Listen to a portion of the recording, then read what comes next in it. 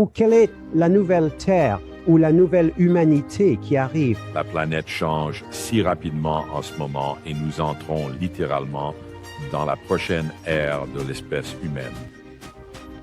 Y a-t-il des signes que nous pouvons voir en 2024 ou au-delà où nous pouvons dire « Ah, je le vois, une lueur d'espoir, cela me dit que oui, quelque chose de grand arrive » ? Ce sera des bouleversements tout au long du chemin et particulièrement en 2024, une grande année de division et de dualité. Ce qui va se passer, c'est que ces technologies, que ce soit la biotechnologie ou l'informatique, vont changer la face de la planète. Ce que les humains vont découvrir à leur sujet grâce à l'intelligence artificielle et tout simplement au-delà. Vous êtes ici, en ce moment, sur la planète. Pour une chose, pour faire briller votre lumière, c'est tout. Plus de jeu de pouvoir, plus de souffrance. La souffrance était l'une des choses les plus stupides que nous ayons jamais acceptées. L'humanité arrive à un point où elle dit « plus jamais ». Nous n'allons plus le tolérer. Je sais que pour beaucoup de vos auditeurs, vous vous demandez « comment allons-nous y arriver ?» Que va-t-il se passer entre maintenant et alors? Et en gros, Adamus dirait, d'accord, voici ce que vous faites.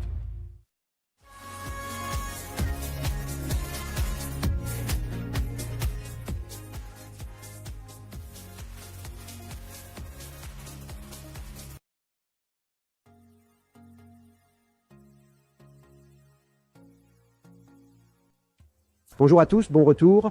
Je suis Michael Sandler, votre hôte sur Inspiration. Si vous vous êtes déjà demandé ce qu'un maître ascendant dirait de notre situation actuelle, alors nous avons le show Crimson Circle Adama Saint-Germain pour vous. Aujourd'hui, je parlerai avec Jeff Hoppe, auteur, enseignant, mystique et le canaliseur d'Adama Saint-Germain. Et c'est justement de cela que je veux parler avec lui aujourd'hui, de ce que nous pouvons apprendre d'un maître ascendant pour traverser ces temps difficiles. Alors, bienvenue dans l'émission, Jeffrey. Êtes-vous prêt à briller? Je suis tellement prêt. Je pense que je brille déjà, j'espère. Mais oui, je suis prêt. Tellement content d'être dans l'émission. Et merci beaucoup de m'avoir invité. Je l'apprécie vraiment. Merci beaucoup d'être là et un grand ou. Et tu as ce gars qui continue de trépigner, Coal Creek Canyon, tu es au Colorado. Tu es dans mon propre terrain de jeu. Tu as un espace incroyable. Je crois que c'est comme un studio de 4000 pieds. Et alors, tu l'illumines là-bas? Oui. Je sais, il fait comme en dessous de zéro dehors, mais tu es étincelant, Jeff. C'est définitivement une journée froide dehors, mais bien chaud à l'intérieur, agréable ici. Et toi, tu es en Floride, donc tu n'as pas à t'inquiéter de tout ça, du froid. Eh bien, je suis juste là, et c'est une étrange particularité de ma part. Et les gens peuvent me voir courir pieds nus dans la neige s'ils me cherchent sur Internet. Je suis jaloux, mais changeons de sujet ici. Changeons de sujet. Il y a autre chose. Je suis absolument fasciné par Adamus Saint-Germain, et puisque tu as canalisé Adamus depuis 2009, je veux avoir toute ton histoire ici. Mais est-ce qu'Adamus Saint-Germain dit que nous allons traverser ces temps-là? C'est une excellente question pour commencer, parce qu'il a récemment dit, OK, nous avons évidemment traversé beaucoup de choses. Et il y a eu un moment où il a dit que le genre de la vieille Terre et de la nouvelle Terre n'allait pas vraiment fusionner ensemble. Et beaucoup de gens étaient vraiment déçus par ça.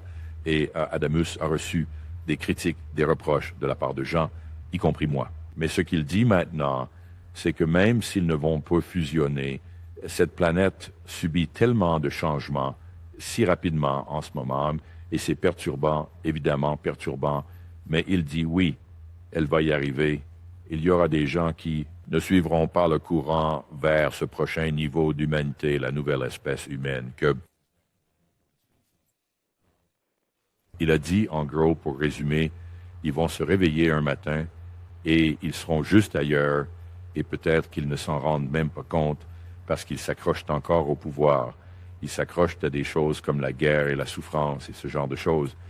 Ils ne vont pas forcément réussir la transition ou atteindre le prochain niveau d'humanité, ou ce que j'appelle même l'ascension de la planète. Et cela arrive plus vite que ce que les maîtres ascensionnés avaient jamais pensé.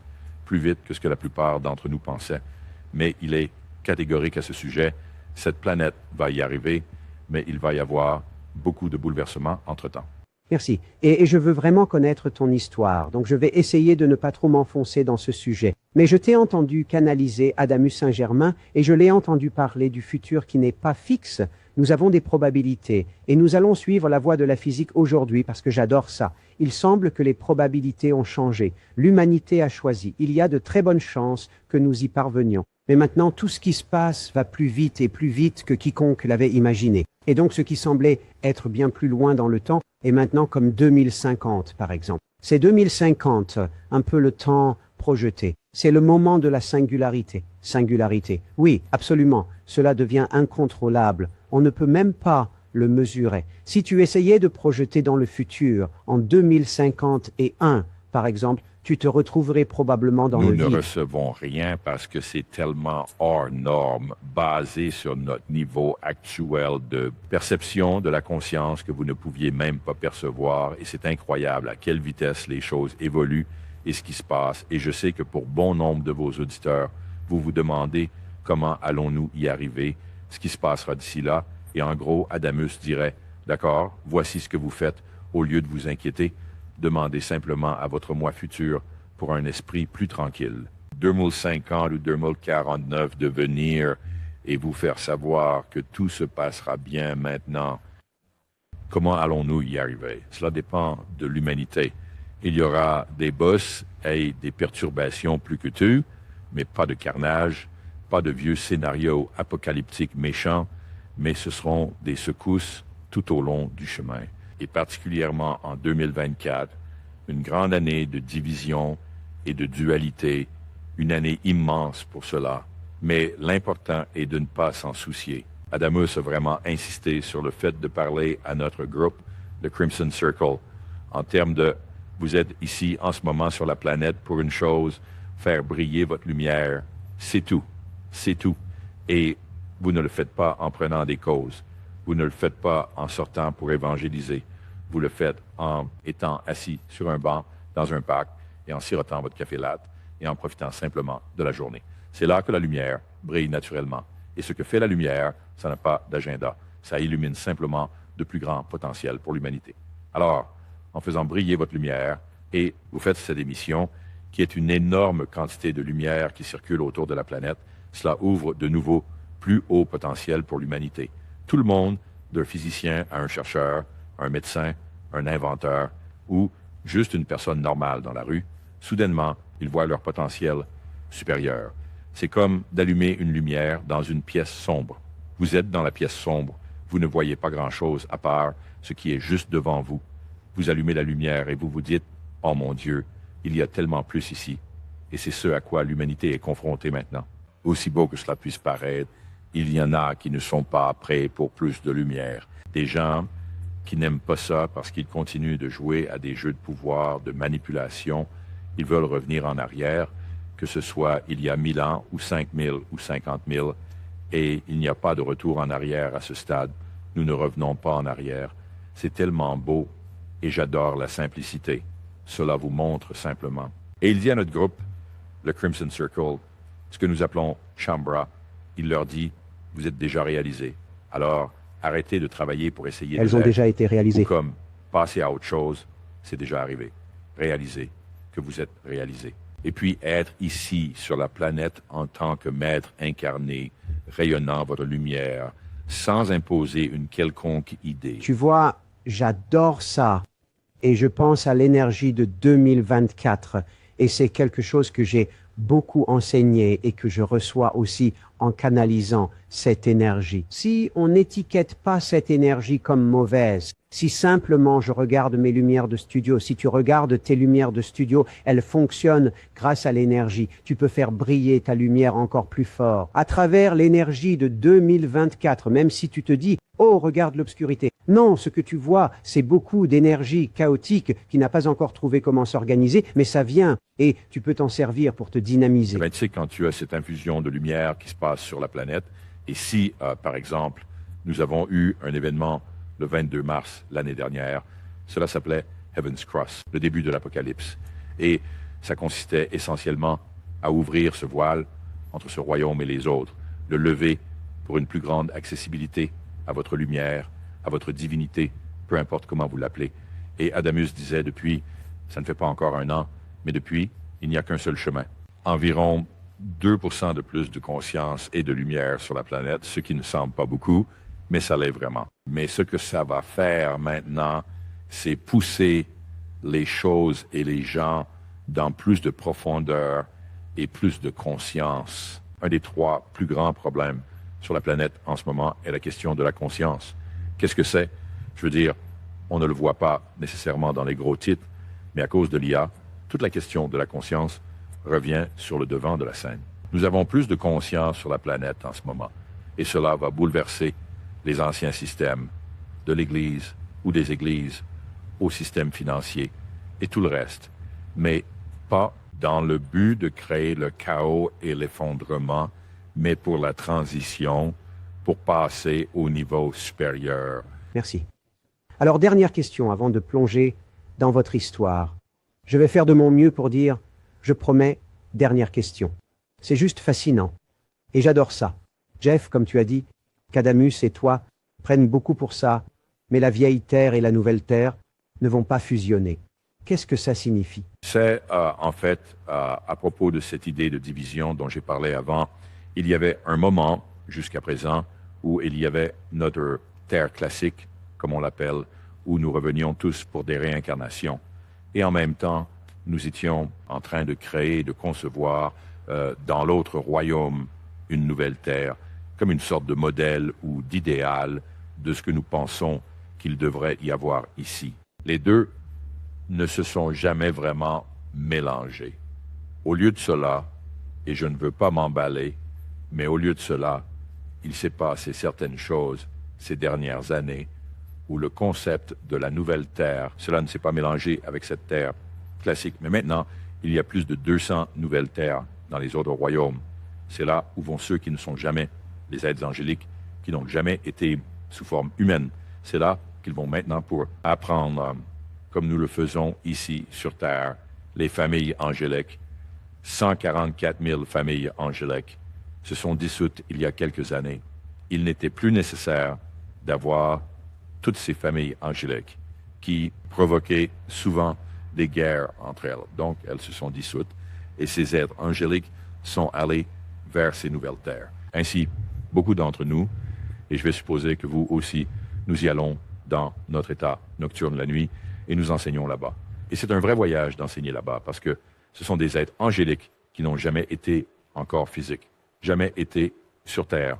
Ouais. Et ils sont très curieux à propos de la Terre et veulent tout savoir. Et vous essayez de leur expliquer le football, par exemple, et ils ne comprennent tout simplement pas. Vous essayez de leur expliquer, vous savez, ce que c'est que de manger ou de faire l'amour, et ils sont fascinés, mais ils ne comprennent pas. Ils comprendront un jour. Mais le point important était que cette terre, notre terre classique, a été le seul endroit dans toute la création où l'on pouvait vraiment accéder à son véritable soi ascensionné, sa maîtrise, ce que nous appelons le soi-maître ascensionné. C'était la seule planète où vous pouviez devenir éclairé. Chaque maître ascensionné. Et il y en a maintenant environ, vous savez, 11 832, merci Adamus, de maîtres ascensionnés dans les autres royaumes, sont tous venus par le travail. Ce nombre a augmenté. Oui, ça a été, ouais, et je dois vérifier de temps en temps, mais cela a été la seule planète où un être angélique peut venir traverser une condensation très dense des forces gravitationnelles difficiles pour vivre l'expérience, finalement, de la compréhension de la conscience et de l'énergie. Ce sont en fait deux choses distinctes. La conscience ne contient pas d'énergie, mais elle travaille ensemble, et c'est le seul endroit dans tout le cosmos où cela a été fait jusqu'à maintenant. Et maintenant, avec les nouvelles terres, cela offre des opportunités pour d'autres. Mais pour revenir à votre question, la vieille terre et les nouvelles terres ne se sont pas fusionnées. Mais d'une certaine manière, il y a une beauté là-dedans parce que nous avons maintenu notre terre classique et nous l'améliorons. Nous affinons et apportons plus de conscience et de lumière. Et nous disons essentiellement l'humanité, en gros, plus de jeu de pouvoir, plus de souffrance. 80. La souffrance était l'une des choses les plus stupides que nous ayons jamais adoptées. C'était inutile, sans but, mais nous l'avons fait pour une raison étrange. L'humanité arrive à un point où elle dit plus jamais nous n'allons plus le tolérer. Pardonnez-moi encore une chose. Si j'ai bien compris, vous parliez. Vous avez dit 144 000 familles angéliques et vous avez parlé de toutes ces terres différentes, ce qui pour moi, je suppose, ressemble à des simulations ou des réalités simultanées qui se déroulent. Oui. Et puis vous avez dit quelque chose qui m'a fait dire, attendez, arrêtez, comme des guerres. Oh, ouais. Tobias Chanel, il y a quelque chose, des années auparavant, appelait Voyage des anges. Il utilisait des métaphores, mais c'est à propos de quitter la maison, quitter l'unité. Je suppose que vous l'appelleriez ainsi, entrer dans le vide, néant absolu, vide absolu, mais ressentant et entendant quelque chose, même si nous étions entrés dans ce vide individuellement, ce n'était pas comme, un en groupe, individuellement, mais soudain la conscience que je suis, j'existe, et vous savez, ce n'était pas physique, ce n'était rien, c'était juste le vide absolu, mais d'avoir ce sens, j'existe, je suis ce que je suis. Et puis à partir de là, la question suivante, question stupide que nous posons, mais qui suis-je? Et cette question, qui suis-je, nous a conduit dans ce voyage incroyable à travers les royaumes angéliques, et nous nous sommes organisés en famille angélique, 144 000, la famille de Michael, la famille de... J'essaie de me souvenir de toutes les différentes familles maintenant, mais toutes ces familles, la famille de Métatron, et d'Issa, une foule d'autres noms. Et notre but était de nous réunir, nous les êtres de l'âme, pour essayer de retrouver notre chemin vers la maison. On était un peu tous perdus dans le néant. Nous étions conscience avec un degré d'énergie, mais ils n'étaient pas fusionnés. Mais soudain, vous réalisez, Dieu, personne d'autre ne connaît la réponse.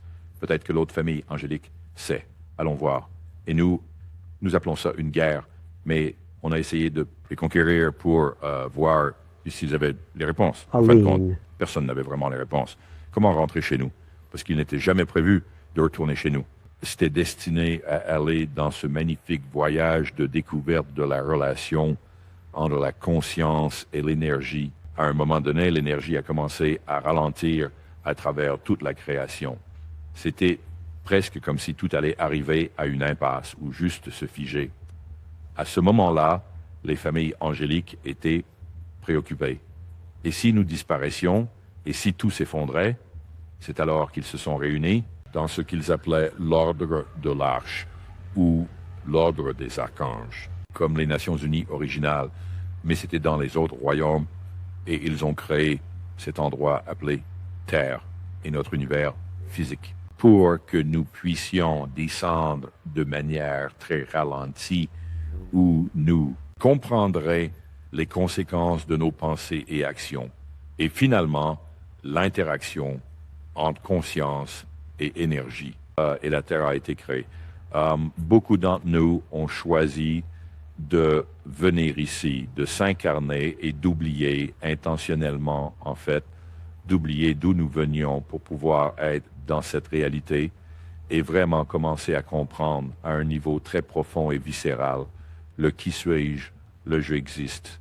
Merci, c'est un parfait enchaînement. Quand nous parlons de venir ici, j'aime utiliser le terme amnésie collective, l'oubli de qui et de ce que nous sommes. Si nous vous ramenions dans le temps, Jeff, j'adorerais traverser vos premiers jours.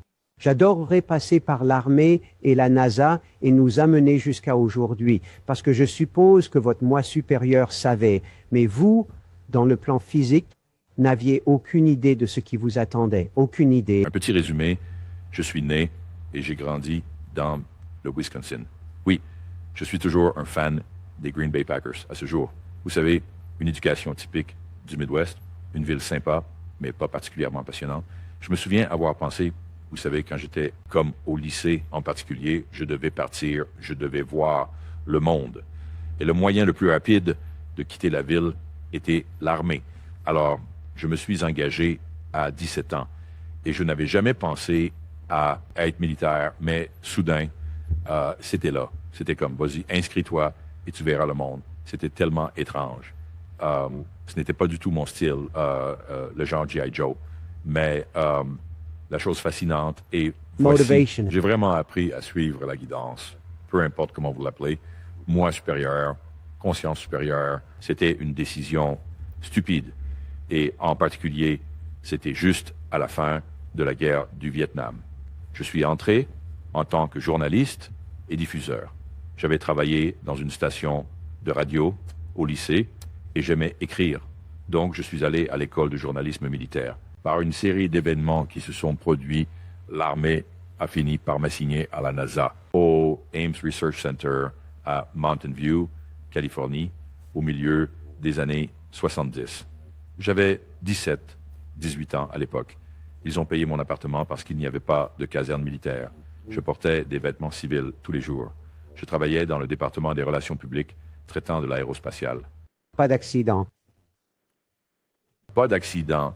Et finalement, des années plus tard, j'ai lancé une entreprise d'aviation. Ce que j'ai appris à l'époque était phénoménal. Mais ce qui était vraiment intéressant, c'est que je devais prendre des documents d'ingénierie assez complexes et les transformer en communiqués de presse pour qu'une personne lambda puisse comprendre. Donc, c'était ma première vraie expérience de prendre des choses dont je ne savais rien et de les passer à travers ma réflexion et de pouvoir les communiquer. C'est ce que je fais en tant que channeler. Je suis juste un traducteur. Je prends les énergies entrantes d'Adamus et les mets très rapidement en mots. Alors, à l'époque, est-ce que tu avais une pratique spirituelle, une compréhension spirituelle, quelque chose en quoi tu croyais, sur laquelle tu te reposais, ou ce genre de choses? Né et élevé catholique. Catholique tiède. J'ai principalement fréquenté l'école publique, mais pas vraiment. J'avais eu quelques expériences quand j'étais jeune, mais je les ai un peu mises de côté. Parce que, généralement, pour moi, ce sont des trouées, ou ce sont des choses, ce sont des portails, ou si vous pouvez y regarder, vous vous reconnectez en fait à cette énergie. Peux-tu partager un peu? Eh bien, celle qui m'a toujours marqué, c'est que j'avais probablement 5 ans. Et je me souviens que nous vivions près de Ravin, dans une rivière, et je jouais seul un jour. Et soudain, ces 3 êtres sont venus à moi. Ils ont dit qu'ils partaient, Enya, et c'était l'un des moments les plus traumatisants de ma vie. C'était comme mes copains. Ce n'étaient pas juste des petits anges féeriques, je veux dire, c'était des êtres angéliques vraiment cool. Et je me souviens qu'ils m'ont dit, je connais l'endroit exact, je le revisite de temps en temps, et ils ont dit, nous partons maintenant, et c'était très traumatisant. Peu de temps après, j'ai eu un accident de volo où j'ai volé tête la première dans un poteau téléphonique et tout s'est arrêté pendant longtemps. Très, très longtemps. Avançons dans le temps jusqu'à la Californie dans l'armée. Une de mes choses préférées était d'aller à Santa Cruz sur les plages le week-end, généralement seul. Et je me souviens à un moment, tu sais, n'ayant vraiment pas d'arrière-plan religieux, mais j'ai dit, cher Dieu, me voici, je suis seul sur la plage, prends-moi. Je ne sais pas que faire, où aller, je suis tout à toi, tu sais, je ne vais pas prier, je ne vais pas te dire ce dont j'ai besoin, je suis à toi, je suis là pour servir.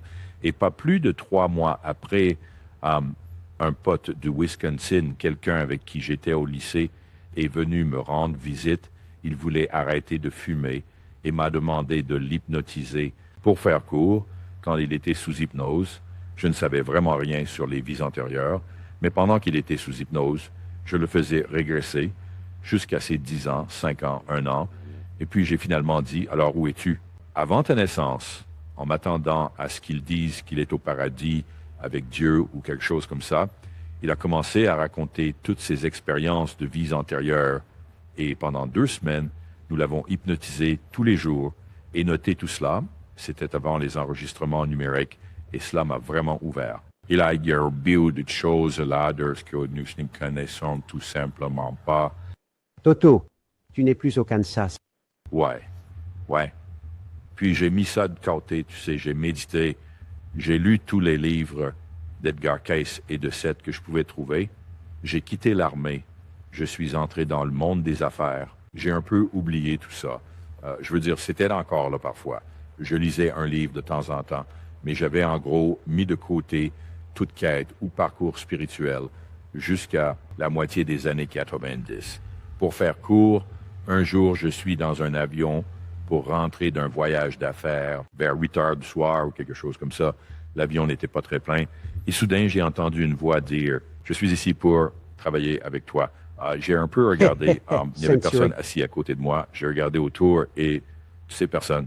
J'ai pensé, OK, j'ai fermé les yeux et puis j'ai entendu ça à nouveau. « Je suis Tobias. Je suis ici pour travailler avec vous. » Je me suis dit, bon, je travaille trop dur. J'avais une entreprise de conseil en marketing et une start-up dans l'aviation. Je me disais, je travaille vraiment trop d'heures. Et je pensais, ai-je bu? Est-ce que j'ai pris quelques verres dans l'avion? Et j'étais là, non. Il a commencé à discuter avec moi le reste du vol pendant environ 1 heure. C'était fascinant. Et tout le temps, je me disais, je perds la tête, mais c'est vraiment cool. Le lendemain, je me suis réveillé. Le matin, j'ai repensé à la conversation et j'étais en colère.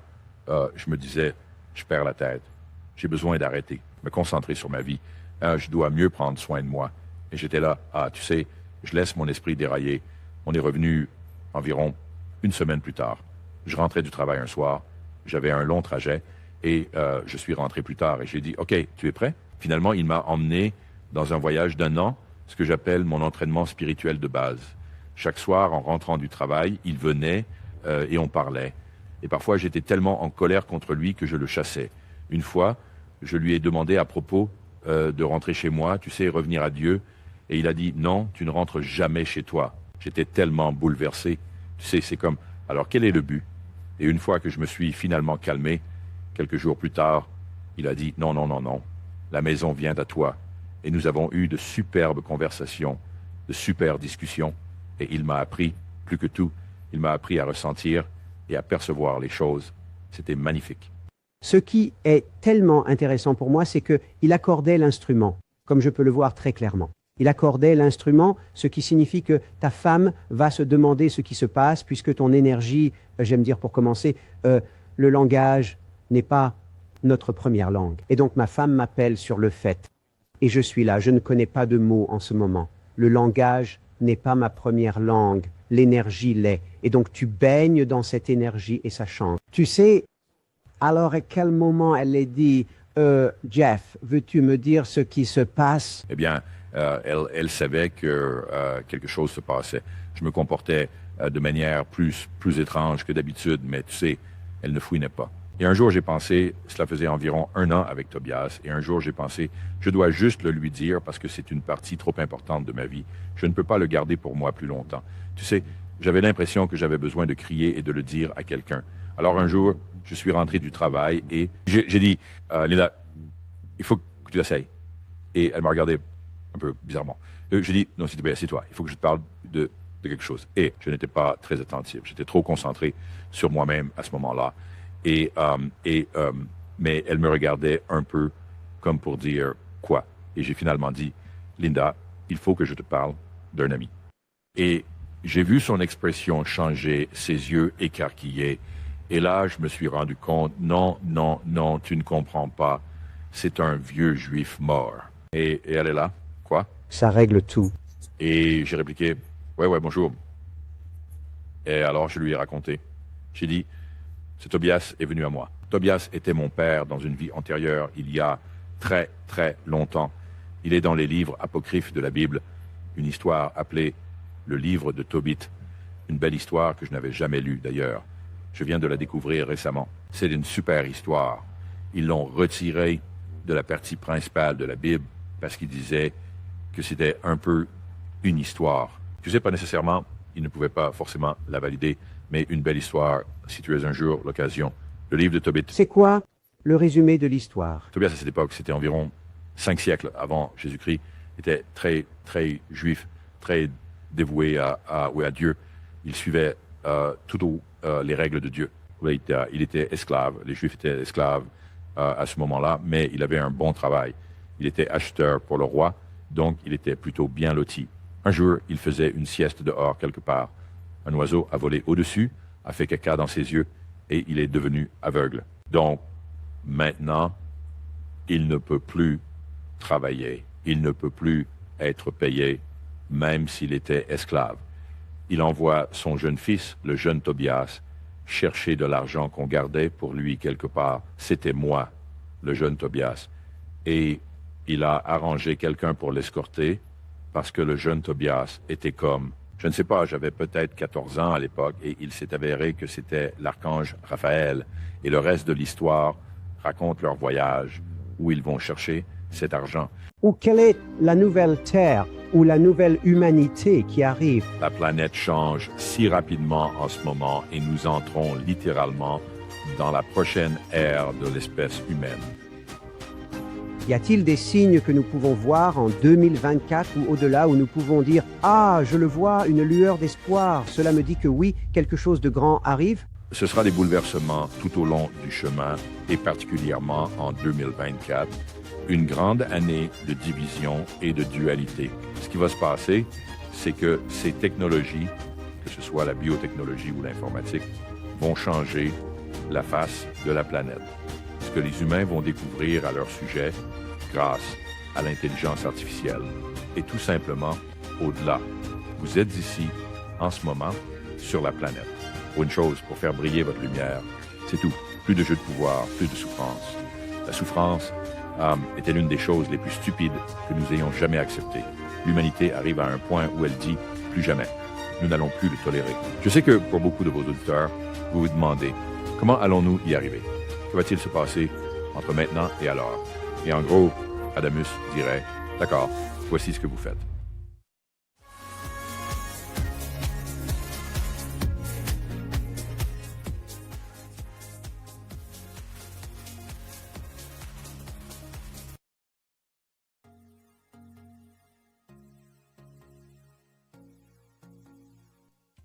Bonjour à tous, bon retour.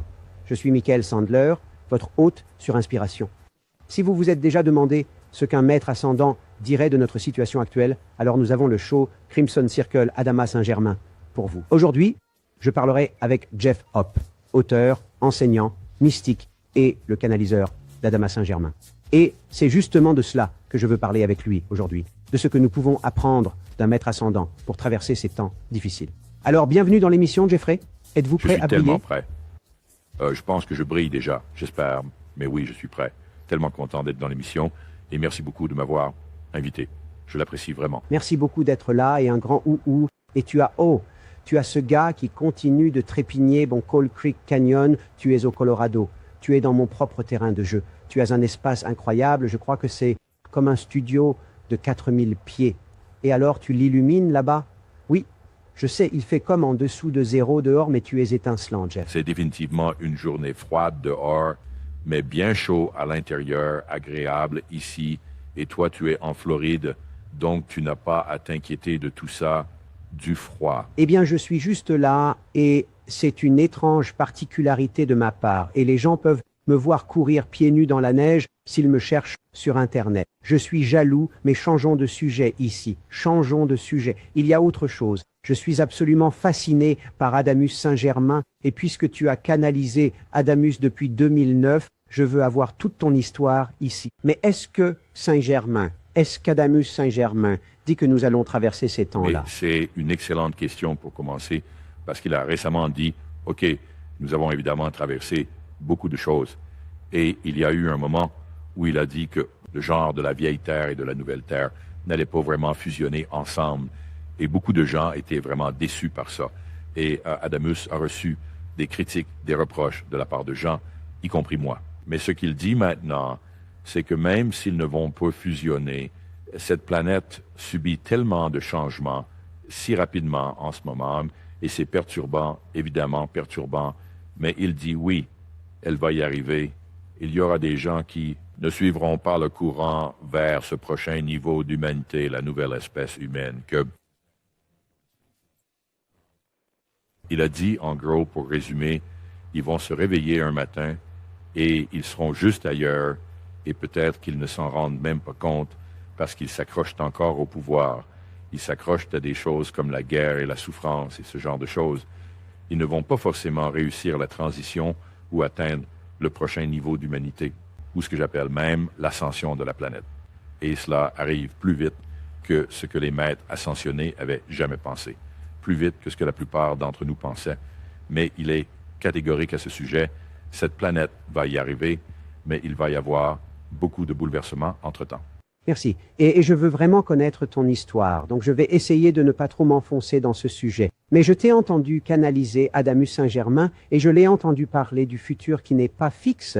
Nous avons des probabilités et nous allons suivre la voie de la physique aujourd'hui parce que j'adore ça. Il semble que les probabilités ont changé. L'humanité a choisi. Il y a de très bonnes chances que nous y parvenions. Mais maintenant, tout ce qui se passe va plus vite et plus vite que quiconque l'avait imaginé. Et donc ce qui semblait être bien plus loin dans le temps est maintenant comme 2050, par exemple. C'est 2050, un peu le temps projeté. C'est le moment de la singularité. Singularité. Oui, absolument. Cela devient incontrôlable. On ne peut même pas le mesurer. Si tu essayais de projeter dans le futur, en 2051, par exemple, tu te retrouverais probablement dans le vide. Nous ne recevons rien parce que c'est tellement hors norme, basé sur notre niveau actuel de perception de la conscience que vous ne pouviez même pas percevoir. Et c'est incroyable à quelle vitesse les choses évoluent et ce qui se passe. Et je sais que pour bon nombre de vos auditeurs, vous vous demandez comment allons-nous y arriver, ce qui se passera d'ici là.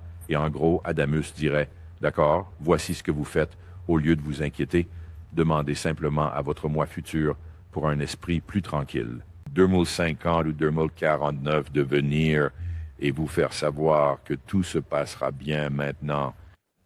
Comment allons-nous y arriver? Cela dépend de l'humanité. Il y aura des bosses et des perturbations plus que tout, mais pas de carnage, pas de vieux scénarios apocalyptiques méchants, mais ce seront des secousses tout au long du chemin. Et particulièrement en 2024, une grande année de division et de dualité, une année immense pour cela. Mais l'important est de ne pas s'en soucier. Adamus a vraiment insisté sur le fait de parler à notre groupe, le Crimson Circle, en termes de « vous êtes ici en ce moment sur la planète pour une chose, faire briller votre lumière. C'est tout. C'est tout. Et vous ne le faites pas en prenant des causes. Vous ne le faites pas en sortant pour évangéliser. Vous le faites en étant assis sur un banc, dans un parc, et en sirotant votre café latte, et en profitant simplement de la journée. C'est là que la lumière brille naturellement. Et ce que fait la lumière, ça n'a pas d'agenda. Ça illumine simplement de plus grands potentiels pour l'humanité. Alors, en faisant briller votre lumière, et vous faites cette émission, qui est une énorme quantité de lumière qui circule autour de la planète, cela ouvre de nouveaux, plus hauts potentiels pour l'humanité. Tout le monde, d'un physicien à un chercheur, un médecin, un inventeur, ou juste une personne normale dans la rue, soudainement, ils voient leur potentiel supérieur. C'est comme d'allumer une lumière dans une pièce sombre. Vous êtes dans la pièce sombre, vous ne voyez pas grand-chose à part ce qui est juste devant vous. Vous allumez la lumière et vous vous dites « Oh mon Dieu, il y a tellement plus ici. » Et c'est ce à quoi l'humanité est confrontée maintenant. Aussi beau que cela puisse paraître, il y en a qui ne sont pas prêts pour plus de lumière. Des gens qui n'aiment pas ça parce qu'ils continuent de jouer à des jeux de pouvoir, de manipulation. Ils veulent revenir en arrière, que ce soit il y a 1000 ans, ou 5000, ou 50 000, et il n'y a pas de retour en arrière à ce stade. Nous ne revenons pas en arrière. C'est tellement beau, et j'adore la simplicité. Cela vous montre simplement. Et il dit à notre groupe, le Crimson Circle, ce que nous appelons Shambra, il leur dit, vous êtes déjà réalisés. Alors, arrêtez de travailler pour essayer de Elles ont déjà été réalisées. Ou comme, passez à autre chose, c'est déjà arrivé. Réalisez que vous êtes réalisés. Et puis, être ici, sur la planète, en tant que maître incarné, rayonnant votre lumière, sans imposer une quelconque idée. Tu vois, j'adore ça. Et je pense à l'énergie de 2024.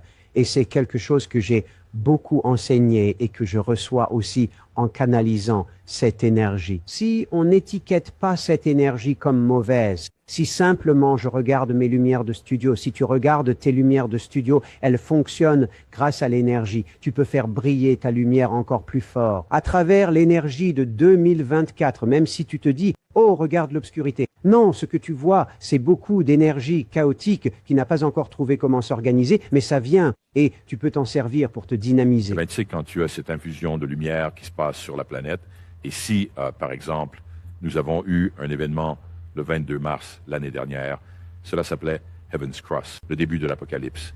Et ça consistait essentiellement à ouvrir ce voile entre ce royaume et les autres, le lever pour une plus grande accessibilité à votre lumière, à votre divinité, peu importe comment vous l'appelez. Et Adamus disait depuis, ça ne fait pas encore un an, mais depuis, il n'y a qu'un seul chemin. Environ 2% de plus de conscience et de lumière sur la planète, ce qui ne semble pas beaucoup, mais ça l'est vraiment. Mais ce que ça va faire maintenant, c'est pousser les choses et les gens dans plus de profondeur et plus de conscience. Un des 3 plus grands problèmes sur la planète en ce moment est la question de la conscience. Qu'est-ce que c'est? Je veux dire, on ne le voit pas nécessairement dans les gros titres, mais à cause de l'IA, toute la question de la conscience revient sur le devant de la scène. Nous avons plus de conscience sur la planète en ce moment, et cela va bouleverser les anciens systèmes, de l'Église ou des églises, au système financier et tout le reste, mais pas dans le but de créer le chaos et l'effondrement, mais pour la transition, pour passer au niveau supérieur. Merci. Alors, dernière question avant de plonger dans votre histoire. Je vais faire de mon mieux pour dire, je promets, dernière question. C'est juste fascinant. Et j'adore ça. Jeff, comme tu as dit, qu'Adamus et toi prennent beaucoup pour ça, mais la vieille Terre et la nouvelle Terre ne vont pas fusionner. Qu'est-ce que ça signifie? C'est en fait, à propos de cette idée de division dont j'ai parlé avant, il y avait un moment, jusqu'à présent, où il y avait notre Terre classique, comme on l'appelle, où nous revenions tous pour des réincarnations. Et en même temps, nous étions en train de créer, de concevoir dans l'autre royaume une nouvelle Terre, comme une sorte de modèle ou d'idéal de ce que nous pensons qu'il devrait y avoir ici. Les deux ne se sont jamais vraiment mélangés.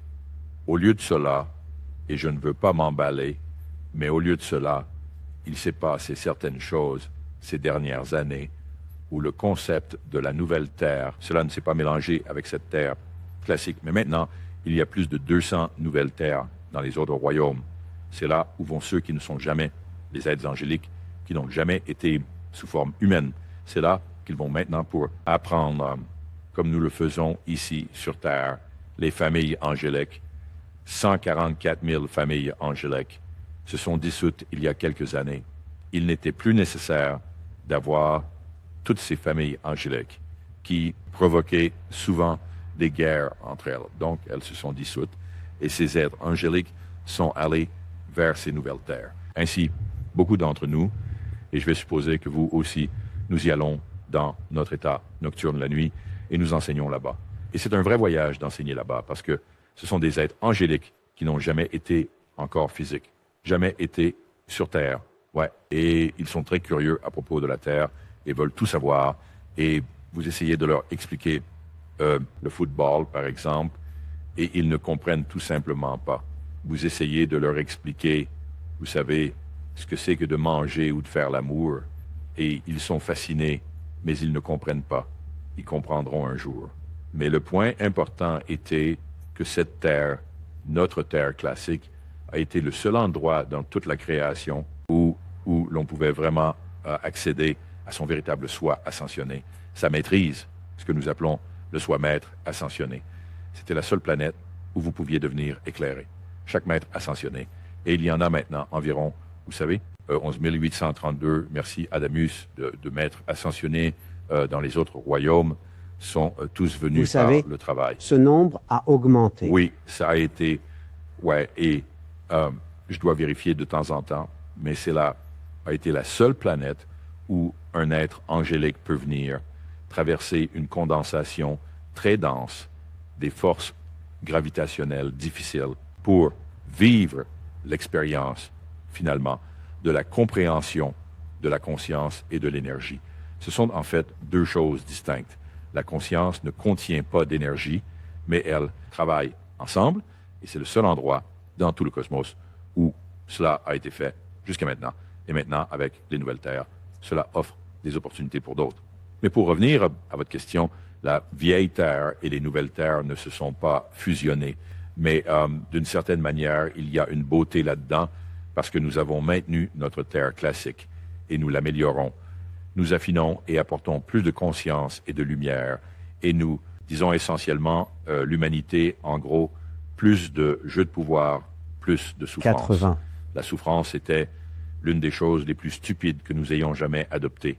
C'était inutile, sans but, mais nous l'avons fait pour une raison étrange. L'humanité arrive à un point où elle dit plus jamais nous n'allons plus le tolérer. Pardonnez-moi encore une chose, si j'ai bien compris, vous parliez, vous avez dit 144 000 familles angéliques et vous avez parlé de toutes ces terres différentes, ce qui pour moi, je suppose, ressemble à des simulations ou des réalités simultanées qui se déroulent. Oui. Et puis vous avez dit quelque chose qui m'a fait dire, attendez, arrêtez, comme des guerres. Oh, ouais.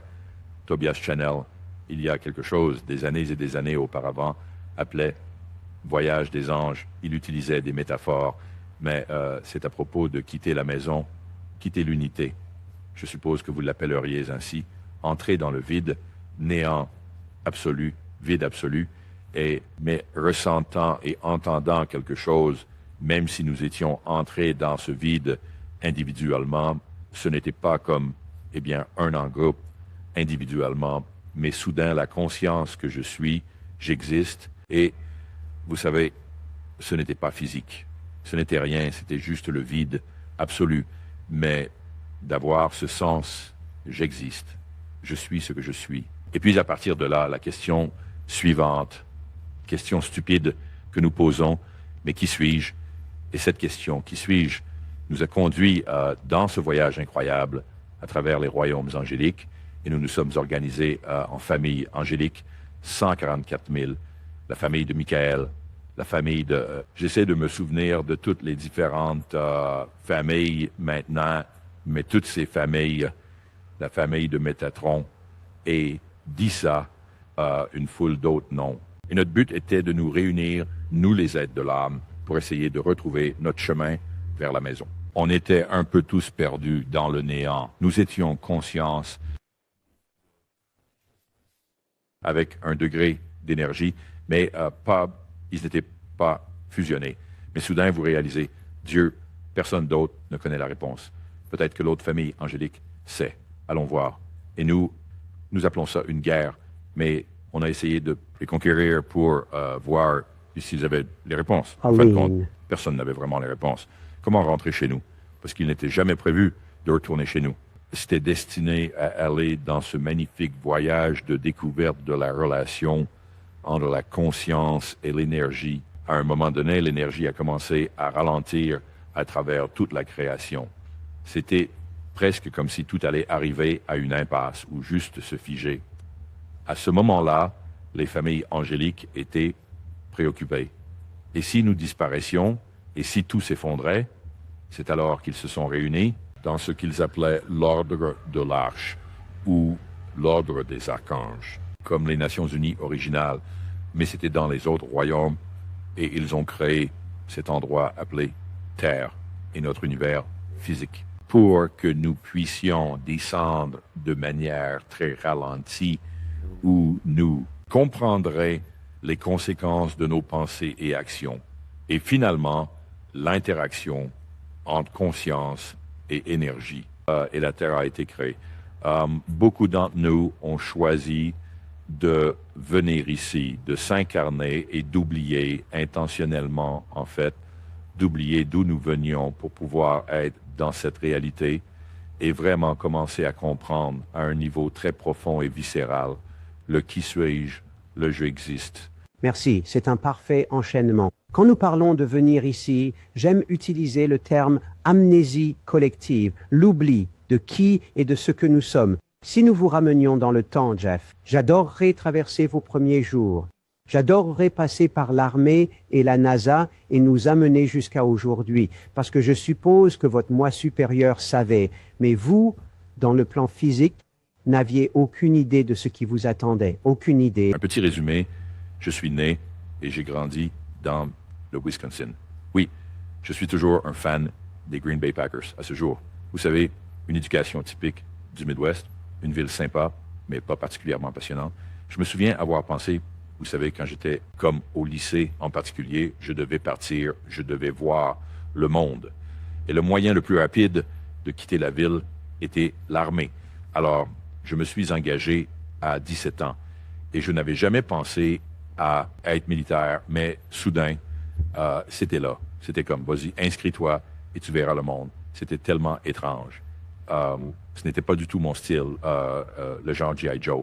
Mais la chose fascinante et Motivation. j'ai vraiment appris à suivre la guidance, peu importe comment vous l'appelez, moi supérieur, conscience supérieure, c'était une décision stupide. Et en particulier, c'était juste à la fin de la guerre du Vietnam. Je suis entré en tant que journaliste et diffuseur. J'avais travaillé dans une station de radio au lycée et j'aimais écrire. Donc, je suis allé à l'école de journalisme militaire. Par une série d'événements qui se sont produits, l'armée a fini par m'assigner à la NASA, au Ames Research Center à Mountain View, Californie, au milieu des années 70. J'avais 18 ans à l'époque. Ils ont payé mon appartement parce qu'il n'y avait pas de caserne militaire. Je portais des vêtements civils tous les jours. Je travaillais dans le département des relations publiques, traitant de l'aérospatiale.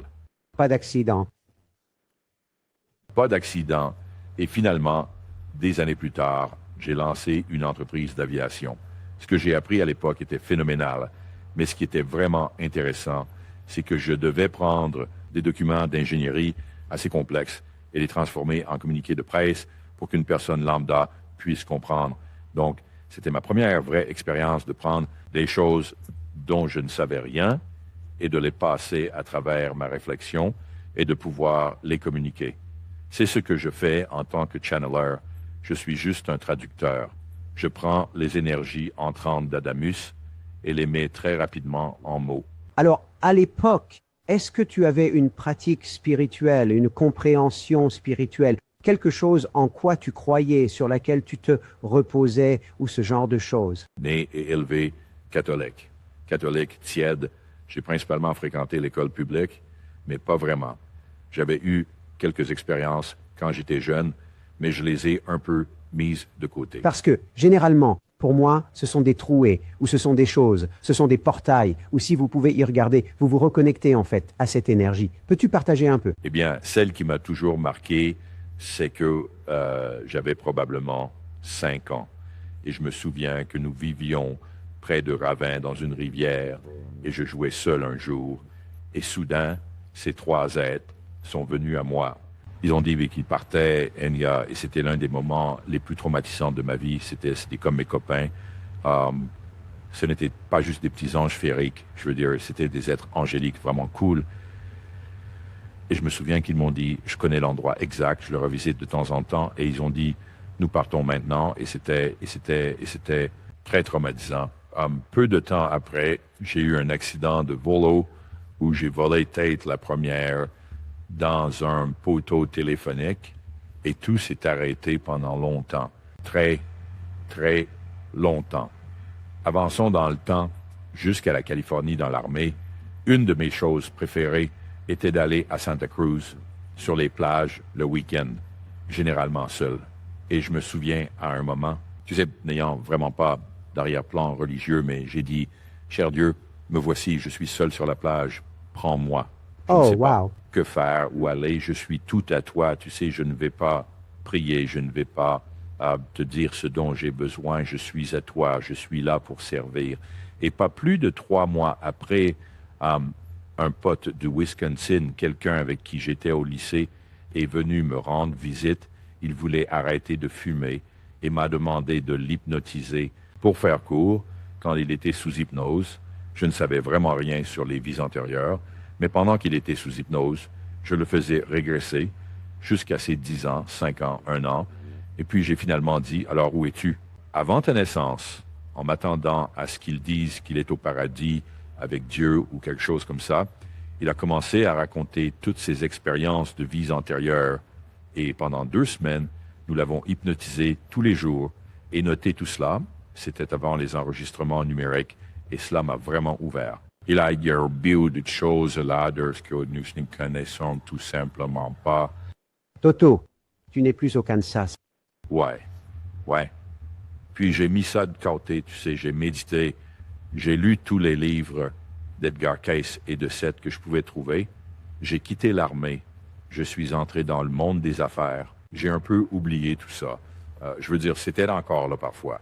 Je lisais un livre de temps en temps, mais j'avais en gros mis de côté toute quête ou parcours spirituel jusqu'à la moitié des années 90. Pour faire court, un jour, je suis dans un avion pour rentrer d'un voyage d'affaires vers 8 heures du soir ou quelque chose comme ça.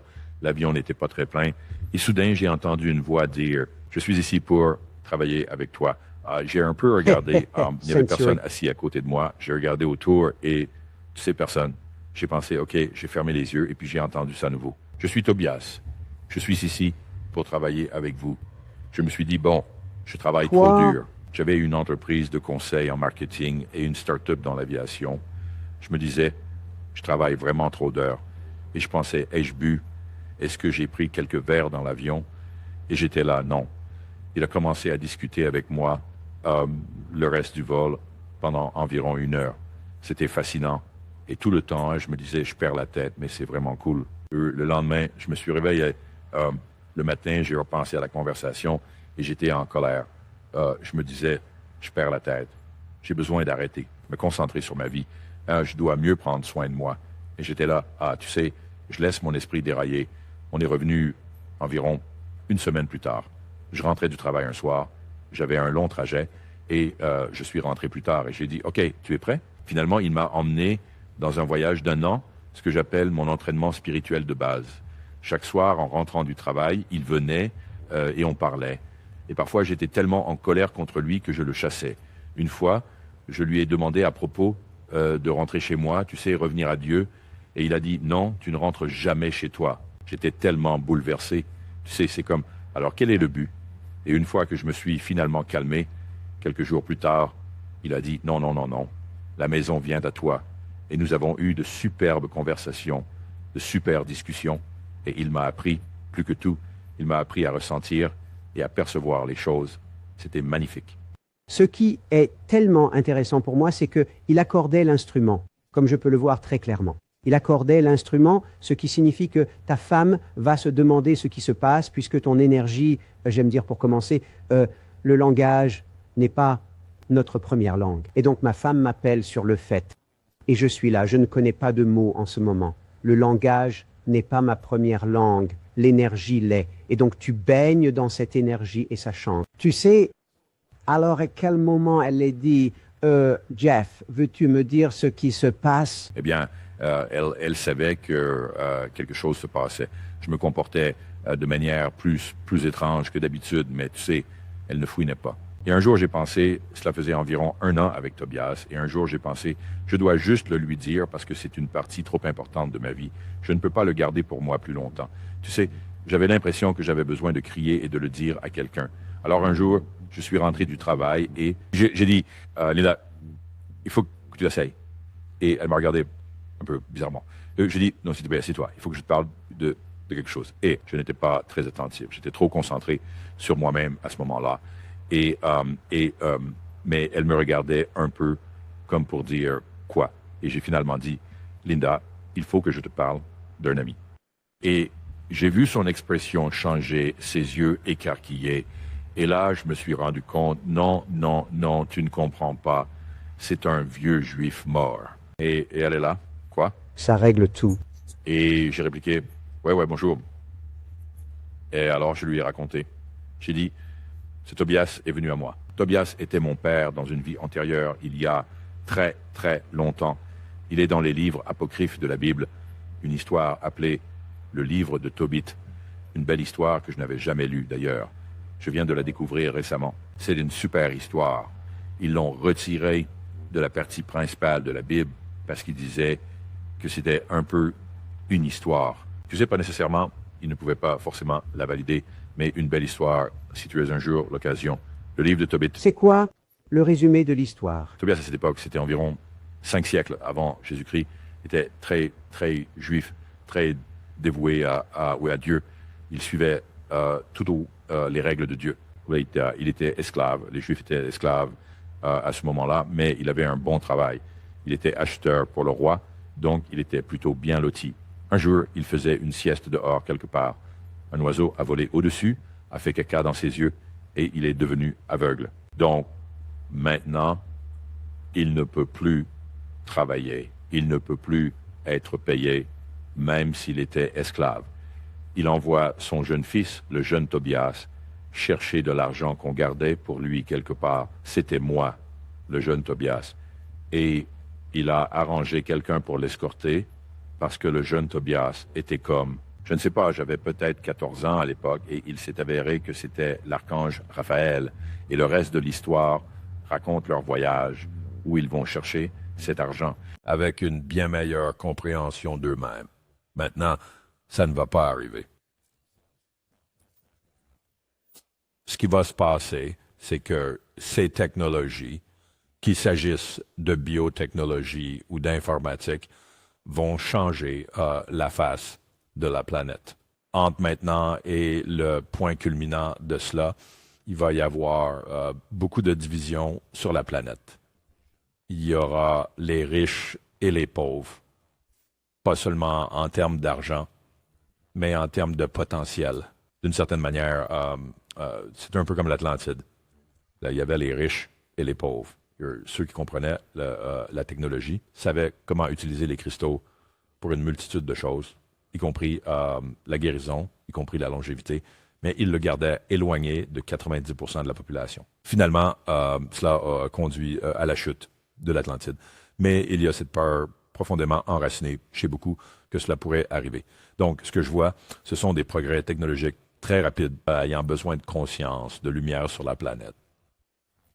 Pas pour le combattre, ni pour essayer de le ralentir, mais simplement quand vous avez de la conscience dans n'importe quoi, dans la technologie, alors c'est utilisé pour un plus grand bien, plutôt que pour le contrôle ou la destruction. Je parlais avec Jeff avant que tu arrives et on parlait de combien tu étais très, disons, ferme avec les membres du Crimson Circle et s'il passe de l'éveil à la réalisation, tu ne veux pas de dilettantes ou de gens qui, je pense que c'est comme l'ego qui entre par la porte de derrière de l'illumination.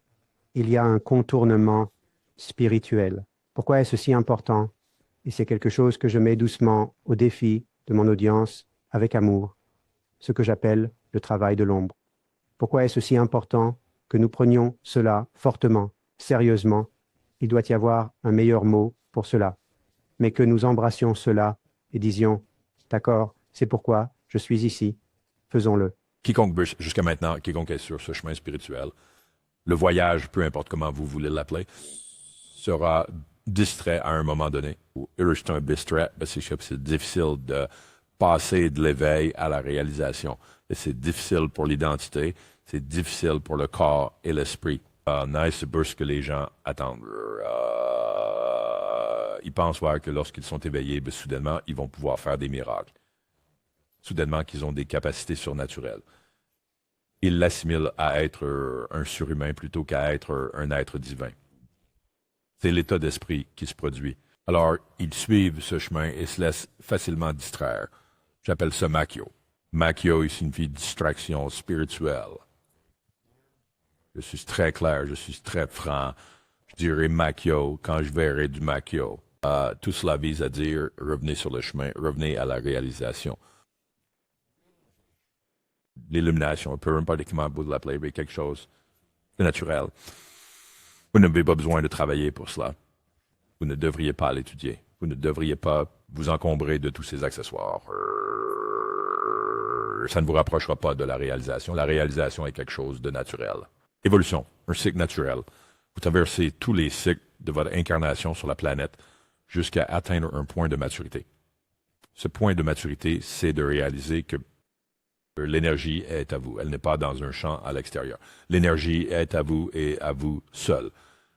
Personne ne peut vous la prendre ou vous la donner, sauf si vous faites semblant que c'est possible. Et l'énergie est là pour vous servir. Vous êtes le maître. L'énergie est là pour vous servir, pas pour vous enseigner quoi que ce soit, pas pour vous dire de faire différemment. Elle est là pour vous servir. Elle est là pour vous servir avec abondance, santé et compréhension, de quelque manière que ce soit. Tout le processus de réalisation est quelque chose de très naturel. Je dis au Cercle Cramoisi de le mettre en avant comme slogan « Relaxez-vous » dans la réalisation. Ça me rappelle toujours cette vision dans l'une de mes vies où je suis entré dans une pièce remplie de rabbins et ils étudiaient le Talmud, ils étudiaient la Torah et ils étudiaient toute leur vie. J'étais stupéfait. C'est comme, vous n'allez pas y arriver en étudiant, vous allez y arriver en permettant.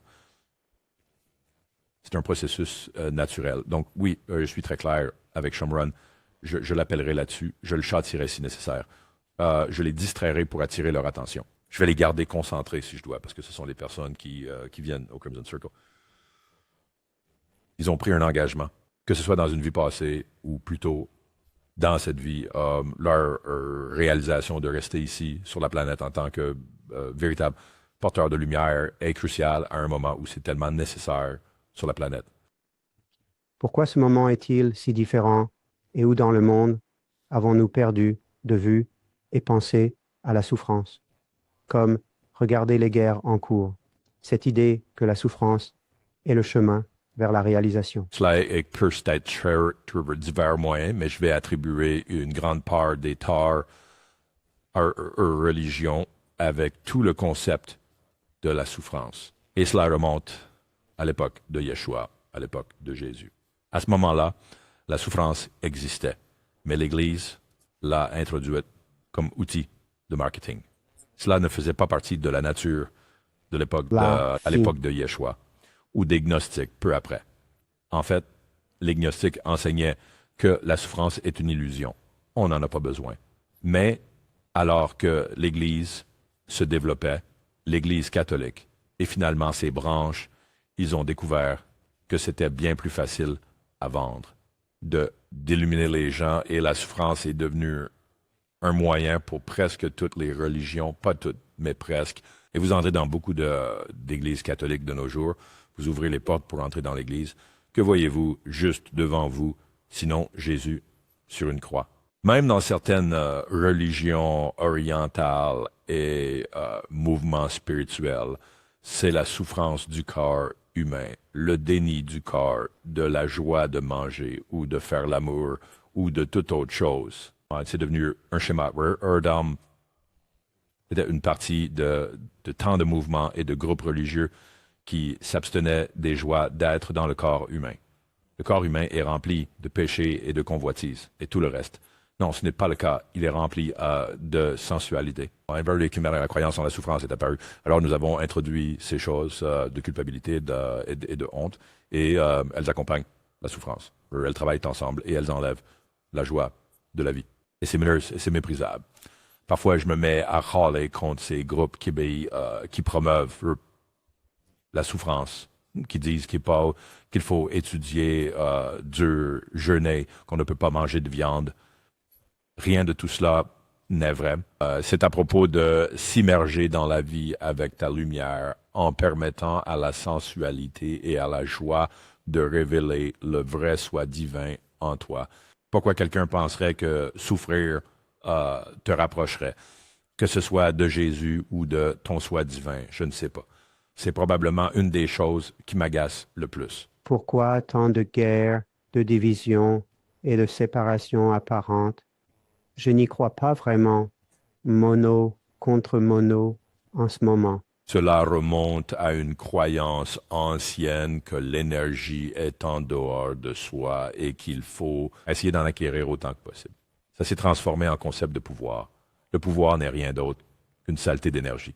Tant que les humains continueront de croire que l'énergie est extérieure à eux, qu'elle se trouve quelque part dehors, qu'il faut supplier, emprunter, voler pour l'avoir, qu'ils doivent se battre pour elle, ils continueront à faire la guerre.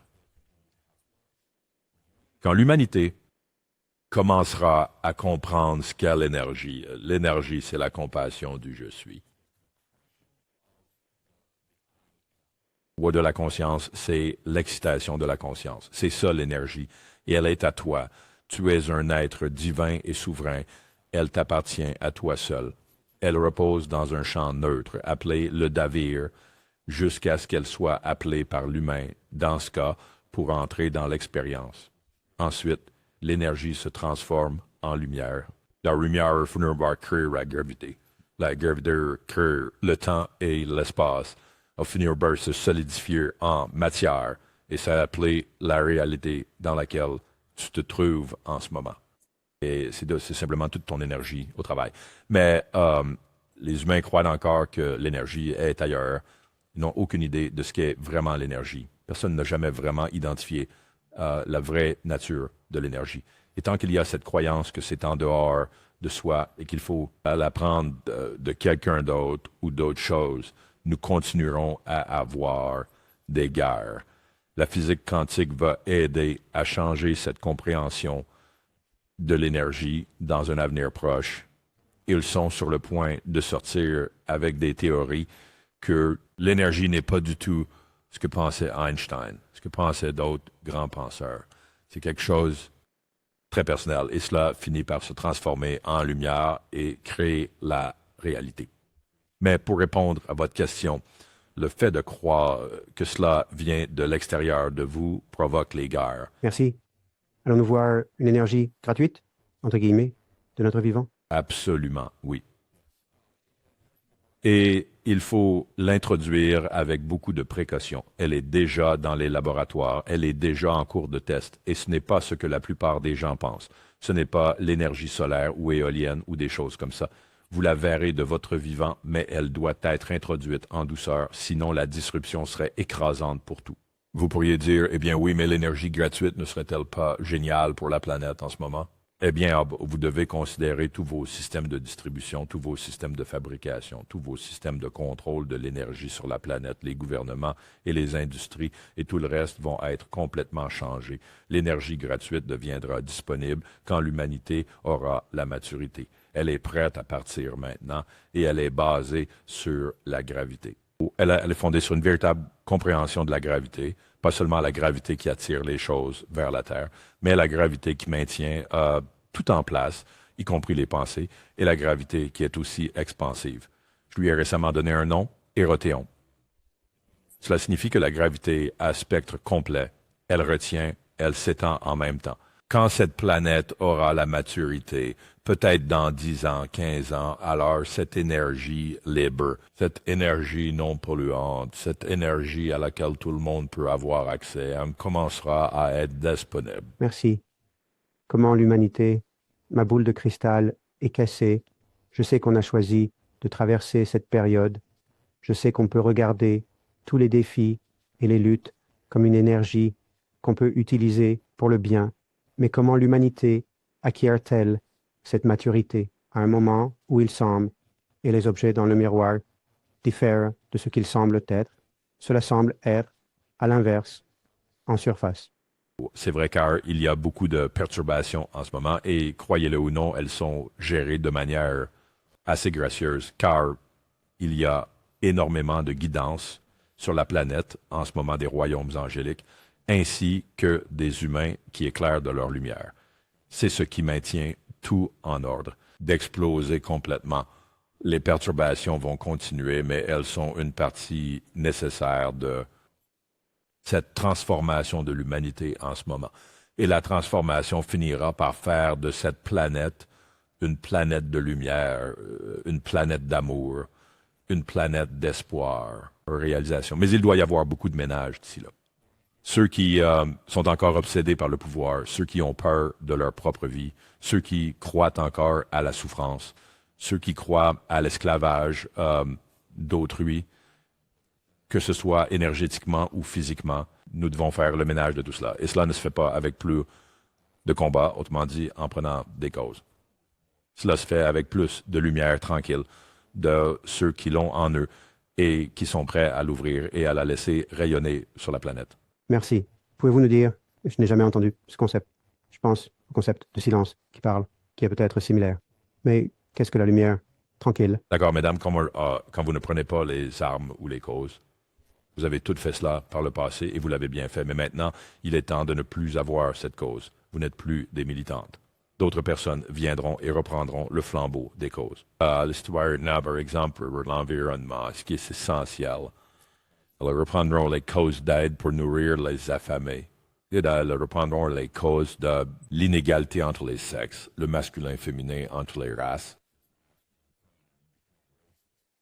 Ce qui arrive souvent, cependant, c'est que lorsque quelqu'un prend une cause comme celle-là, L'intention au départ est bonne, mais cela revient à devenir le joueur de pouvoir, même avec leur cause juste, et je l'ai vu maintes fois où quelqu'un commence avec de bonnes intentions et se retrouve simplement pris par le pouvoir et le contrôle, puis avec l'élément supplémentaire d'être totalement juste. La lumière Shangles Raoui, il n'y a pas de change. Ne dites même pas que nous voulons que tout le monde sur la planète soit riche, que tout le monde sur la planète soit heureux. C'est un agenda. La lumière tranquille est ce qui est mis là. Elle illumine les potentiels. C'est tout ce qu'elle fait. Elle montre aux humains que peut-être il y a des choix de plus haut niveau à faire dans leur propre vie ou dans leur communauté ou en tant que planète. Elle éclaire les potentiels qui ont pu être cachés dans le passé. Et c'est tout ce que nous avons à faire en ce moment. C'est de faire briller cette lumière, le potentiel du corps de lumière par rapport au corps d'IA. Je ne dis pas qu'un est le meilleur ou pire, mais au moins ouvre ses potentiels. Nous étions vraiment cette lumière, c'est-à-dire que la conscience élargit simplement le spectre. Et la réalisation qu'il y a beaucoup plus là-bas que la simple réalité physique, qu'il y a tellement de réalités et de dimensions, mais elles sont toutes encore à l'intérieur.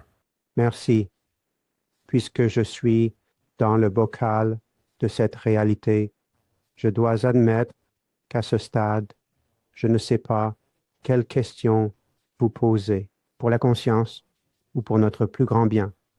Donc, si je vous donnais le micro et disais quelles sont les choses les plus importantes à nous transmettre ou les graines à planter avec nous, quelles seraient-elles en ce moment? La plus grande chose que je peux dire, et je l'accentue 3 fois, c'est simplement permettre. Simplement permettre. Vous vous laissez souvent emporter par votre esprit, vous suranalysez les choses. Et tout ce que vous faites, c'est renforcer la gravité qui vous entoure. Tout ce que vous faites, c'est vous enfoncer plus profondément dans les sables mouvants. La façon dont on en parle depuis l'époque des Esséniens et l'époque de Yeshua, la façon a toujours été de permettre l'intégration naturelle de la divinité dans cette réalité. Vous ne pouvez pas la forcer. Et ne pouvez vraiment même pas l'étudier. Ou ne pouvez pas vous y discipliner. Faire une sorte de jeûne ou de régime ou des rituels quotidiens ne vous aide pas du tout. Je vous demande avec la plus grande compassion et sagesse de laisser aller toutes ces choses. Maintenant, tout ce que vous pensiez de devoir faire parce que vous avez entendu que quelque chose était mauvais pour vous, ou que vous deviez suivre cette discipline, que vous deviez aller aux yeux de sudation. Et je ne dis pas que l'une de celles-ci est mauvaise, mais c'est facile de s'y perdre. Maintenant, vous êtes distrait. Maintenant, vous êtes distrait. Maintenant, vous êtes distrait. Arius d'un peu aussi efficace que vous pourriez l'être simplement en prenant une profonde inspiration et en réalisant que tout cela est naturel. Et pour moi, le mécanisme pour votre propre âme se réalisant dans cette vie. Vous ne pouvez pas y penser. Vous ne pouvez pas y travailler. Et vous pouvez simplement le permettre. C'était le plus grand message, je pense, des Esséniens au gnostique jusqu'aux écoles de mystère, souvent oubliées, souvent négligées. Les rituels des églises, les rituels du Nouvel Âge. Je me suis fait virer de Sedona pour être clair. Les rituels du Nouvel Âge, aucun d'eux n'est vraiment efficace. Si vous êtes ici, sur cette planète en ce moment, pour apporter la conscience qui vous inspire profondément, vous vous détendez et vous permettez. Et ensuite, ça émerge, pas parce que vous y pensez, pas parce que vous priez pour ça, pas parce que vous faites des rituels quotidiens, mais parce que c'est votre état d'être naturel, naturel, naturel. Et c'est pourquoi vous avez choisi d'être sur Terre en ce moment. J'ai entendu dire, je l'ai dit moi-même, que nous avons gagné à la loterie en étant ici, à ce moment-là.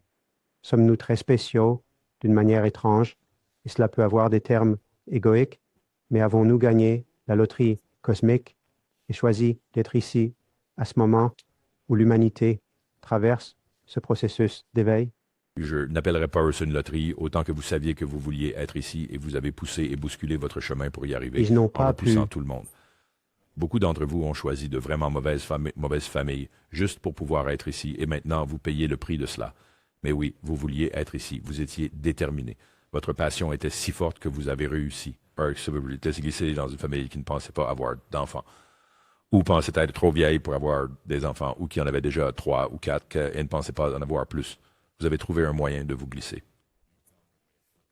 Vous étiez déterminé à être ici. Plus qu'en avoir first, plus vous êtes burger. Et puis une fois que vous êtes arrivé ici, vous vous êtes demandé ce que diable vous faisiez. Oui, j'aime laisser les gens sur une note très positive parce que cette énergie, pour moi, est tout. Y a-t-il des signes que nous pouvons voir? Parce que l'avenir n'est pas écrit dans la pierre. Il y a des probabilités.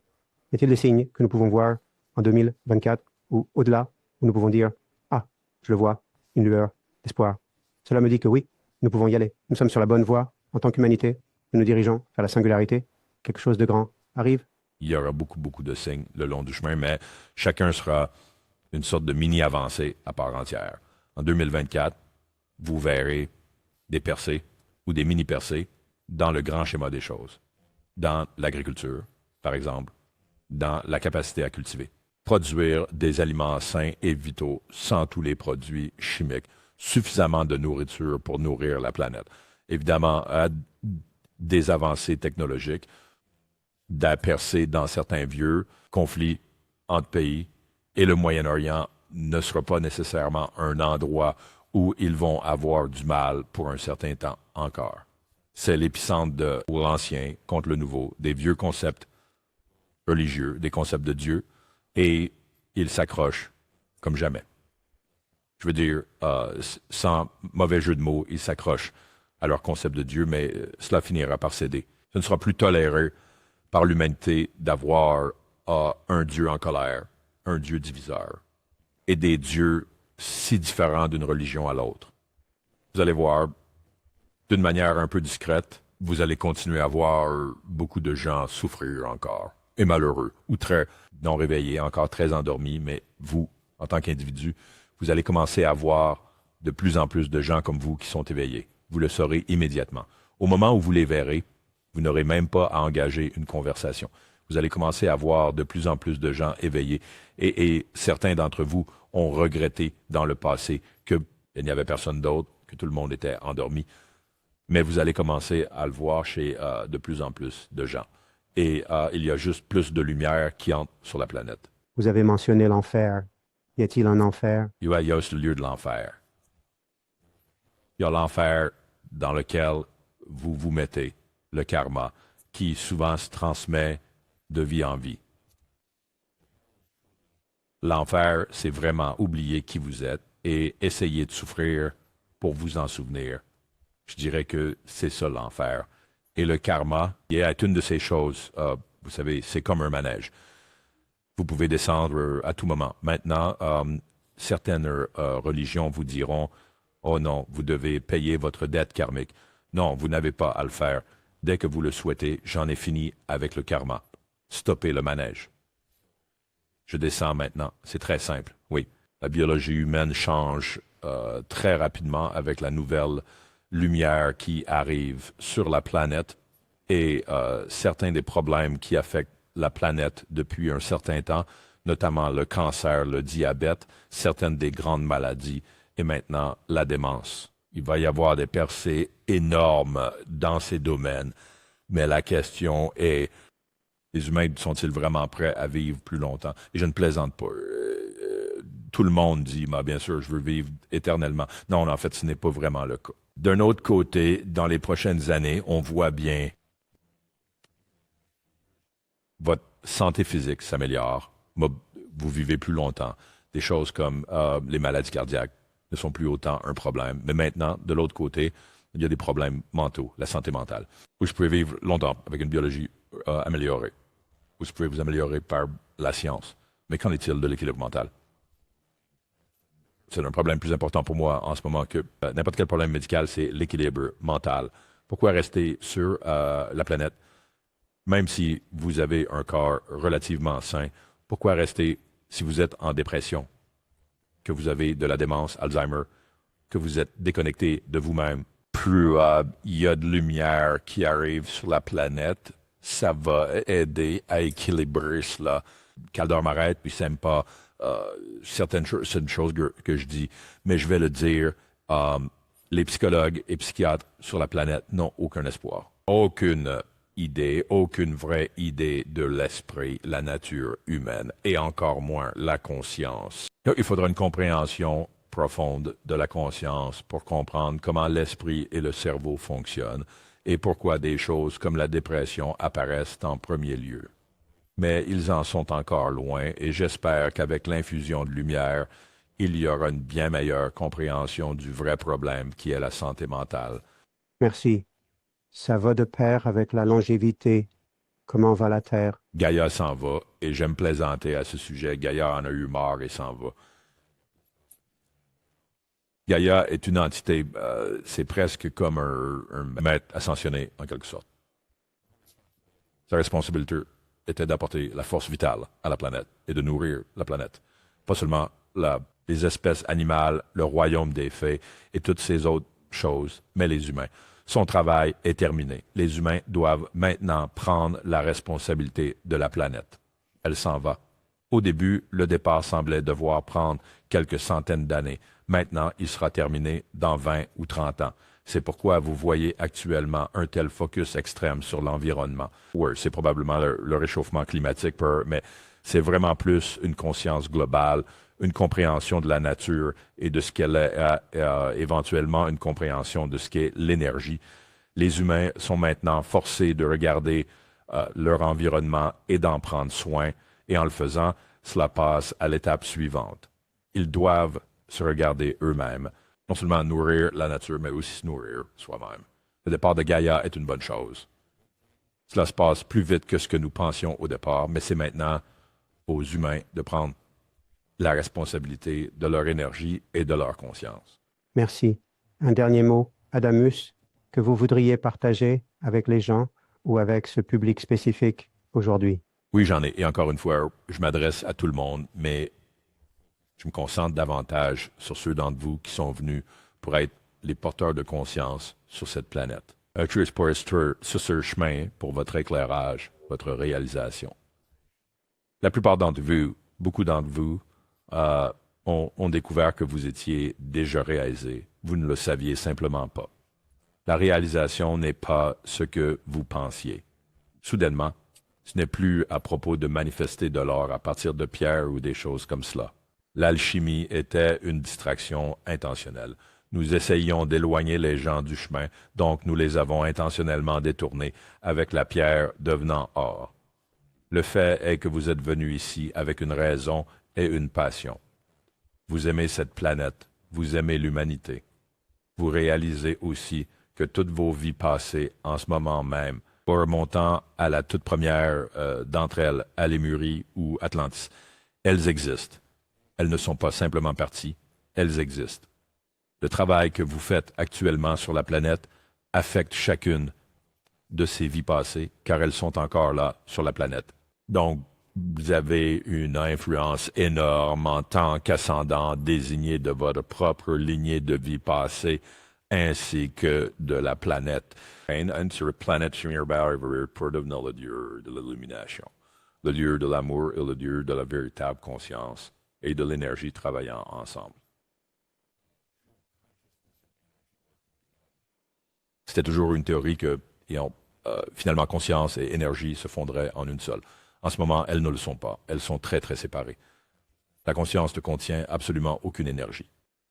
C'était un rêve que nous avions, une partie du rêve Atlante, mais c'était un rêve comme très, très, très loin dans le futur.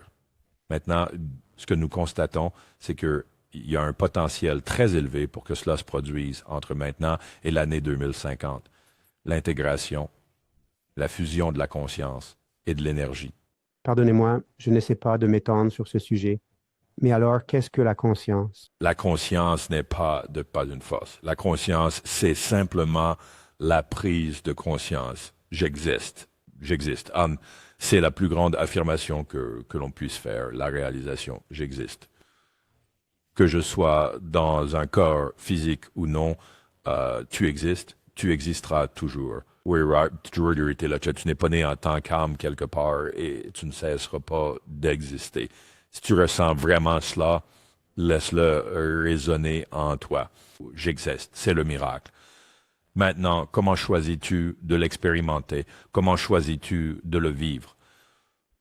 Tu peux le faire en venant sur Terre et en vivant ici. Tu peux le faire dans d'autres domaines. Tu peux créer tes propres royaumes et dimensions. Mais tout tourne autour de j'existe, je suis ce que je suis. Ouais.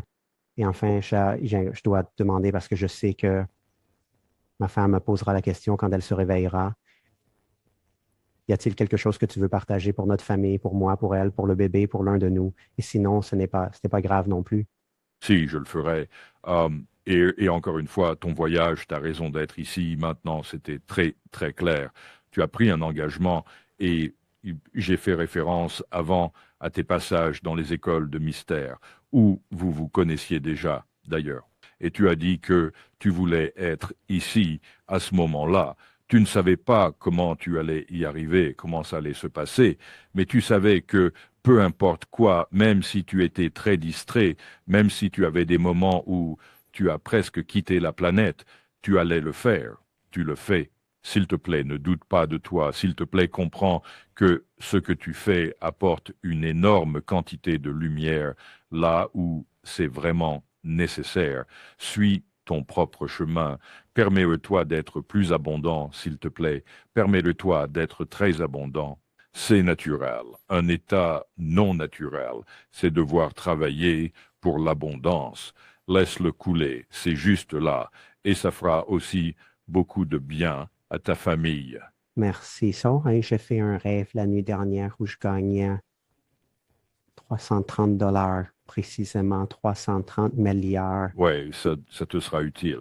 Et vraiment, c'est lié à l'histoire d'abondance. Et tu sais, je pense que c'est un bon point. Tu sais, ce n'est pas que tu l'as gagné, tu l'as mérité, tu le mérites. Pour que ton travail progresse, tu auras besoin de l'abondance des finances pour baisser au niveau suivant. Elles seront là, mais ne les repousse pas. Ne te sens pas gêné par ça. Laisse-le couler. Merci, merci, merci. Ça a été un tel honneur et privilège. Je ne peux pas te remercier assez et je dirais maître. Alors merci, maître. Merci et ce fut un honneur d'être ici avec toi. Je savais que je le serais. Caldra n'était pas si sûr que je viendrais, mais je n'aurais raté ça pour rien au monde. Alors, sur ce, je signe et on ramènera Caldra, Jeffrey, d'ici un moment. Sur ce, j'en ai fini.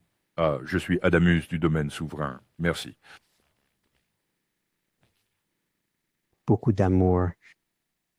Alors avec cela, s'il vous plaît, prenez cette grande respiration profonde. Laissez ces énergies circuler. Ouvrez-vous à tout ce que vous êtes. Ressentez la beauté de ce moment. Prenez cette bonne grande respiration. Laissez-vous porter par cela. Respirez le je suis ce que je suis. J'existe. Prenez cette bonne, profonde respiration. Ancrez-vous. Soyez vraiment présent. Respirez pour vous. Respirez et ressentez-vous. Je pense que je suis de retour et je m'excuse. Il semble qu'Adamus ait parlé pour toujours et encore plus longtemps. C'était magnifique et j'ai eu une lumière qui s'est éteinte dans le studio. Je ne sais même pas comment une lumière numérique s'éteint. Ça, il y avait évidemment quelque chose derrière ça il y a quelques minutes. Et peut-être que les gens l'ont vu à l'écran. C'était, je pense, un signe de l'univers pour que Jeffrey se repose et qu'on le ramène ici. J'ai totalement apprécié, j'ai adoré. Et ce qui m'a vraiment marqué, c'est que j'ai ressenti cette connexion entre vous et Saint-Germain, une connexion très, très forte et profonde qui est vraiment ressortie. Eh bien, merci. Je sais que vous n'aviez pas prévu de canaliser aujourd'hui et vous avez dit Eh bien, quoi? oui, Domus va s'assurer que cela se passe. Alors, merci beaucoup. Où peuvent les gens aller pour trouver votre travail, pour trouver le Crimson Circle, pour trouver tout ce que vous avez à offrir, tout ce que vous faites, tout ça? C'est très simple, crimsoncircle.com, crimson comme la couleur cramoisie, cercle.com. Et mon Dieu, nous avons une bibliothèque très riche. Nous remontons à plus de 20 ans. Nous faisons une web émission mensuelle le premier samedi de chaque mois. C'est entièrement gratuit. Il y a énormément de choses là-bas. Il y a des cours si vous voulez aller à d'autres niveaux. Mais il y a énormément d'informations gratuites. Fantastique. Adamus nous a lancé un défi il y a environ 1 an. Il a dit « Je veux que vous distilliez tous les enseignements des 20 dernières années en 21 points clés. » Ça a pris beaucoup de temps, c'était très difficile à faire, mais nous l'avons récemment mis en ligne. Ça s'appelle les 21 Shambhalas. Et sur YouTube, dus launde me en musique et vidéo. Et c'est aussi un PDF que vous pouvez télécharger gratuitement. Et je mettrai le lien là, je mettrai le lien à la fois pour YouTube, je mettrai le Merci. lien pour le PDF si vous voulez. Et je regardais ça ce matin. C'est magnifique. Ce n'est pas juste que c'est 21. C'est magnifique. C'est la seule façon dont je peux le décrire. Devine une équipe incroyable ici et nous faisons tout en interne. Nous montons les vidéos. Celui-là est magnifique et c'est simple. Ça dure environ 8 minutes ou quelque chose comme ça, j'ai oublié. Pas très long, mais nous avons distillé tout en 21 points clés. Des choses comme un de mes préférés est la souffrance est pour les idiots et le clergé. Et ça traite de ce dont vous avez parlé avec Adamus concernant la souffrance, mais ce sont juste 21 points très distillés. Vous savez, ce n'est pas, ça vous prendra 5-10 minutes pour le lire, mais je l'adore parce qu'il va vraiment en profondeur. Et si vous voulez savoir ce qu'est vraiment Crimson Circle, regardez ça. Merci. Et puis, avez-vous un dernier mot à partager avec nous aujourd'hui, Jeff? Vous savez, il y a des moments où ce voyage et ce travail sont un fardeau, que c'est vraiment, vraiment difficile parfois, parce que nous allons tous à l'encontre de la conscience de masse. Nous défions la gravité de tant de façons, mais je vous demande de ne pas abandonner. Ne vous découragez pas. Je sais qu'il y a des jours vraiment durs, mais prenez une grande inspiration et souvenez-vous pourquoi nous sommes tous ici en ce moment à 7, ce qu'Adamus appelle le temps des machines. Comprenez que c'est notre passion et laissez les énergies circuler comme Adamus vous l'a dit. Laissez-vous être abondant et joyeux. C'est vraiment comme ça que nous faisons ce travail. Nous avons beaucoup de choses devant nous, beaucoup de lumière à apporter pour cette planète. Mais assurez-vous d'être en bonne santé et abondant. Et quand vous avez ces journées de distraction ou de doute, prenez simplement une profonde inspiration.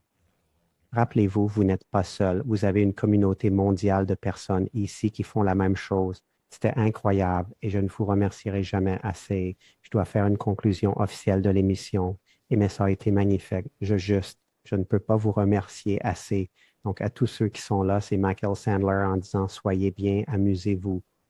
Le travail intérieur est d'augmenter votre lumière au maximum et amusez-vous pendant que vous êtes ici et par-dessus tout, brillez de mille feux. Comment ça pourrait être mieux? Jeff, c'était incroyable. Wow, wow, wow, wow, wow. Je n'ai pas assez de wow pour dire à quel point cette interview est spéciale, à quel point rencontrer à nouveau Adama Saint-Germain était spécial et à quel point c'est important d'aller vers notre lumière divine intérieure.